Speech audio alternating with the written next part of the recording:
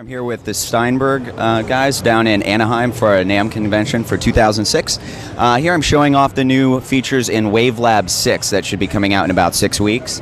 One of the main, most notable things that's been added to this version of the software is the spectrum editor. This allows you to see frequencies from low to high and within time for a waveform, so you can get and surgically do very specific edits on the software. If you have any kind of like ringing over a snare drum, let's say, you can go in and grab those specific frequencies in time and have the option to either copy other information over it, move that to a different section, filter it out, or you can take that specific section, send it through your effects, and render back in time. That's very important for sound designers. They're loving that feature. We've also added a batch process for file naming, so you can intelligently go in, describe how you want to rename files, have it search for files depending on what their name already is, and only affect and change the names of those files. So excellent for file management. And then we've also created the ability for the whole master section of effects, volume, and dithering to be saved with every specific file. So you can come back 6 months later, hit the M button on your toolbar, and just for that specific file, the information for the master section will reappear and get recalled instantly. We've also added, for WaveLab version 6, a new time stretching algorithm. You can get up to, I've tested vocal tracks up to about 193% stretch, almost twice as long before getting any upper frequency artifacts. Excellent time stretch. And probably the last most notable feature is a new mastering tool.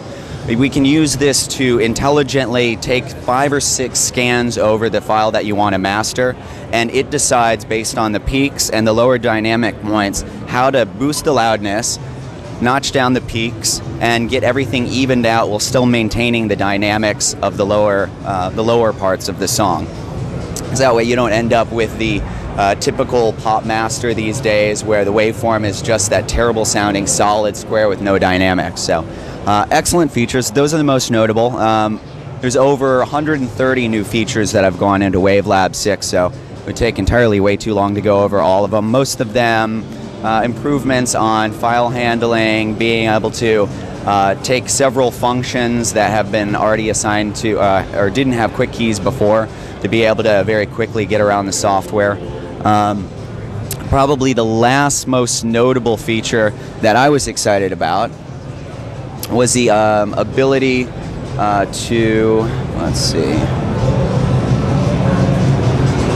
finally see in the montage view exactly what effects are assigned to each specific clip. So before, with every individual clip, it had its own effects assigned to it, but there wasn't a good way to see those. Now on the right-hand side, we've got a plugin list from top to bottom being your signal flow. When you select a clip, it shows exactly what plugins are on there. And over on the left-hand side, you've got your plugin list, and you're able to just drag and drop all the plugins that you want for that specific clip, and then view with exploding menus under each plugin which clips it's assigned with.